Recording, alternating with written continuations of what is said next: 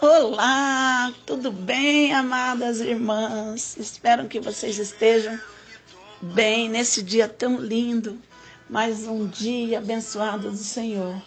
E eu não sumi não, olha eu aqui, tá? De vez em quando eu tô aqui colocando essas mensagens que eu reflito diariamente e aqui eu venho compartilhar com vocês. Mas antes de tudo eu quero deixar aquele abraço, que Deus venha aonde cada uma de vocês está e abrace cada uma, derramando graça, poder, unção, sabedoria e principalmente avivando a fé, renovando as forças para a caminhada, né? A gente às vezes anda num mundo tão agitado, olhando tantas coisas ruins acontecendo, sabe? Injustiças, fome, miséria, dor, doença. E muitas vezes a gente para e pergunta, nossa, por que tanta maldade? Por que Deus não dá um basta em tudo isso? Quando que Deus virá? Né? Justamente isso não é ruim perguntar a Deus. Mas pelo contrário, Ele é Pai amoroso. Ele está pronto aí a responder. E a palavra dele é o melhor caminho da resposta de Deus. É o melhor lugar que nós encontramos pouso, solução, direção, conforto, cura, libertação, salvação. Em todas as nossas situações é na palavra. E mesmo um homem ou uma mulher de Deus muito consagrado, por muitas vezes, se depara diante desses questionamentos da vida. Como aconteceu com esse profeta, que o nome dele significa abraço. Isso mesmo, abraço. Você sabe qual qual é o profeta na Bíblia que tem o nome abraço? É Abacuque. Isso, Abacuque. O nome dele é babilônico e ele vem da raiz que significa abraçar o entendimento. E é isso que eu quero nessa manhã deixar para você. Que você entenda que muitas vezes questionar a Deus, você não está agindo de forma fora do normal, não. É humano perguntar. A gente só deve saber perguntar. Não com arrogância, nem com soberba, nem com raiva, nem com ira, mas com entendimento.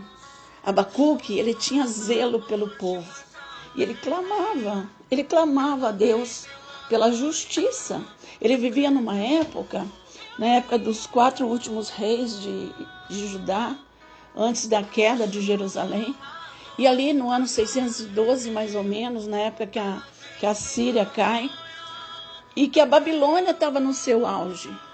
Havia tanto sangue, que tanta violência, a crueldade com que as guerras aconteciam, né? E aí Abacuque via que o povo, parte do povo de Judá já havia sido deportado. Israel já tinha sido destruído, o reino do norte. E ele via aquela injustiça social, a miséria, a idolatria, a injustiça de suborno, de roubos dos líderes, dos sacerdotes, que ele começou a perguntar, o que está acontecendo? Meu Deus, até quando? Até quando? Né? E aqui no capítulo 1, versículo 1 de Abacuque, é uma sentença que o profeta revela.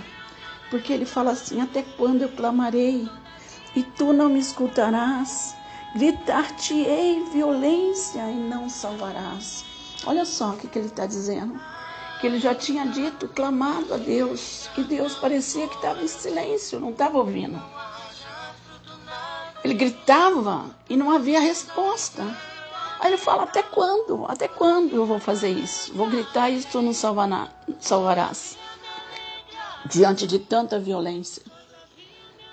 E aí, Deus fala que Judá seria castigado assim pelas suas iniquidades e que a vara da correção seria feita através da grande Babilônia.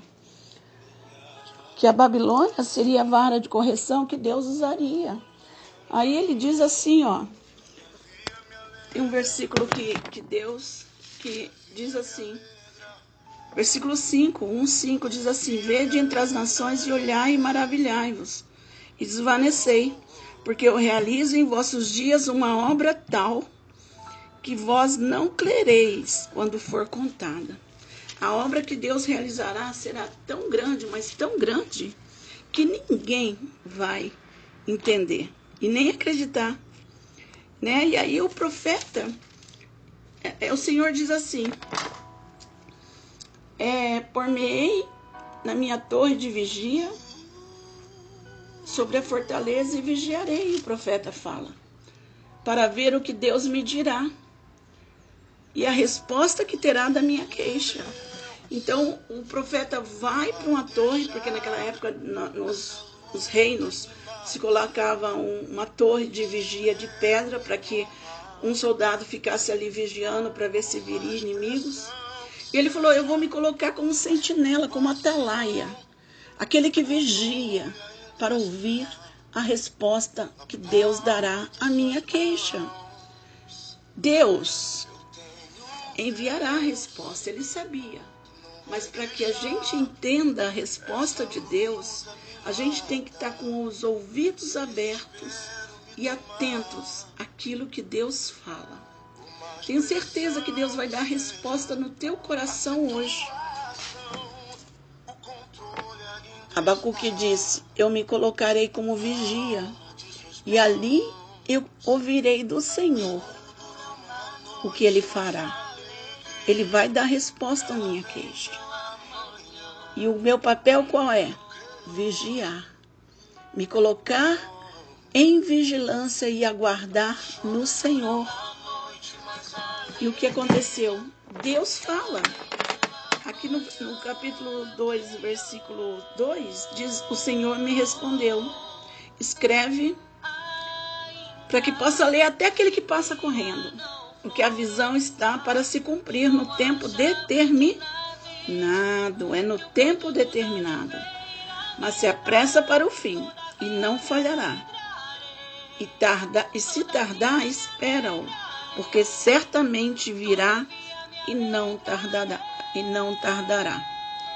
Eis que o soberbo na sua alma não é reta, mas o justo viverá pela sua fé.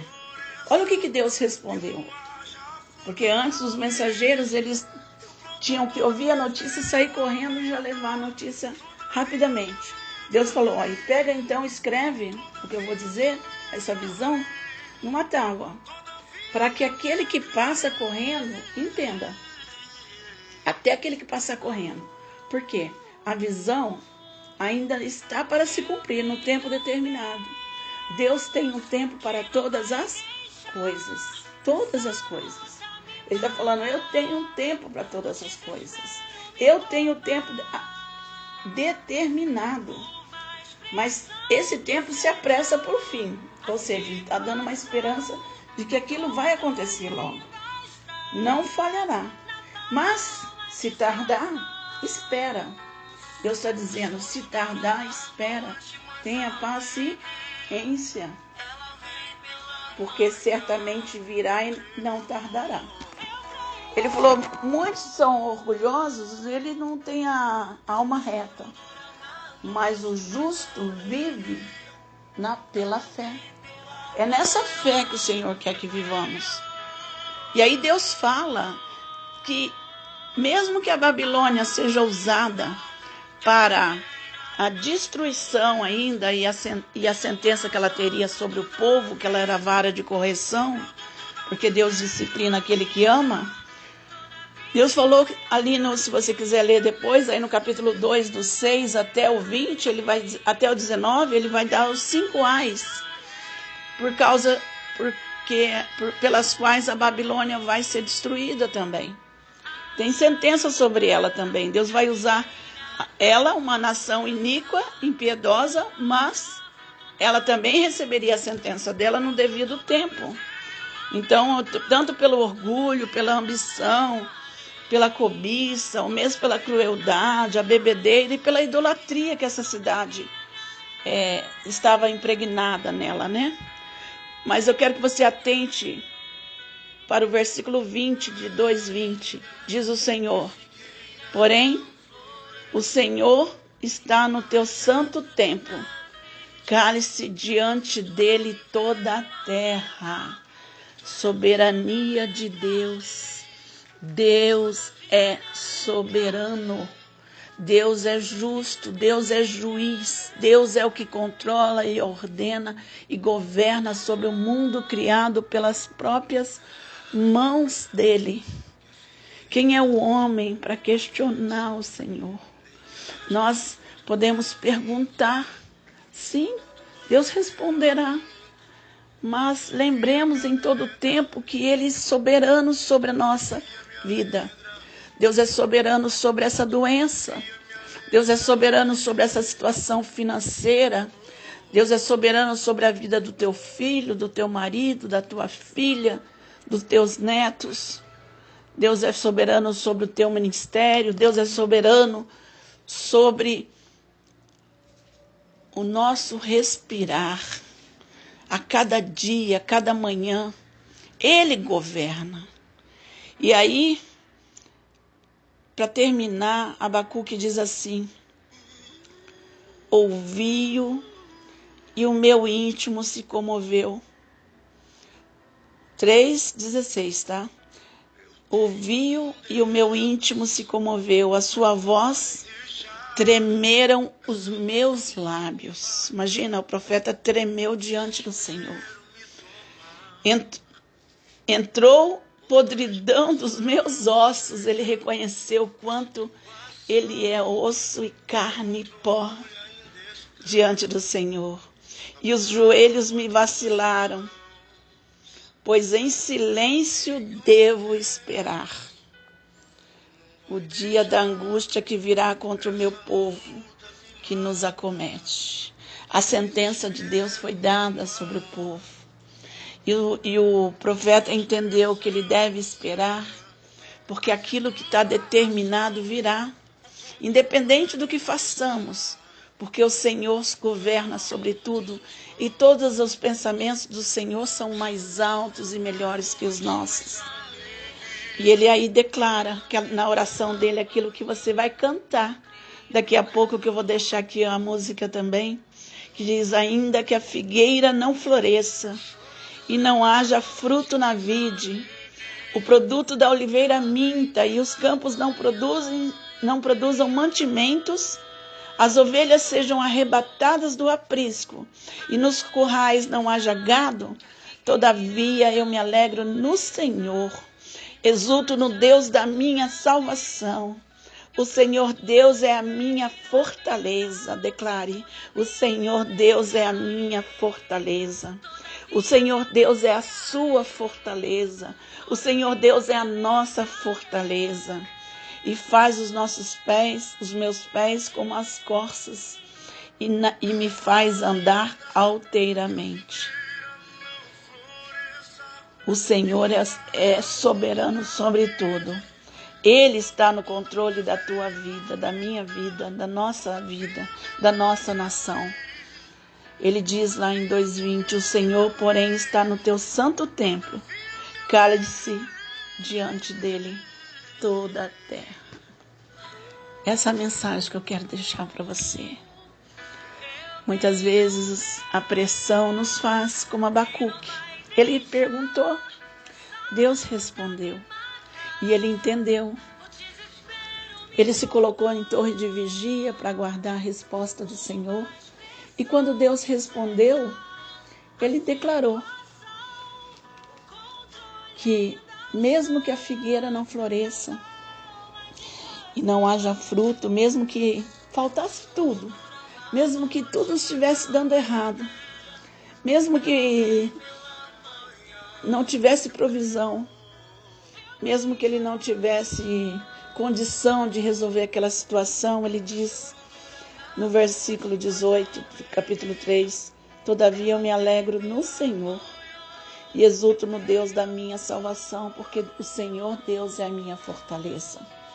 E que Deus venha a ser a sua fortaleza, porque só há um que pode trazer solução a todas as causas impossíveis, é Deus. Para Deus Não há impossíveis em todas as suas obras. Ele governa, Ele é Senhor, Ele é soberano. Aguarde o Senhor em silêncio. Não murmure, não reclame. Levanta a tua cabeça, louva o Senhor, entrega a Ele todas as suas angústias, todas as tuas preocupações. Confia no Senhor todos os teus pensamentos, tá? E Ele vai abençoar a tua obra, abençoar a tua vida, tá bom? Que essa palavra venha trazer direção, fé, porque o justo vive pela fé. A certeza que o nosso Deus não falha e que mesmo que tarde, como Ele mesmo diz, espera, porque não tardará e no fim vai se cumprir, tá bom? Que Deus abençoe, tenha um bom dia, fica na paz de Deus e que a graça de Deus esteja com cada uma de vocês. Beijos!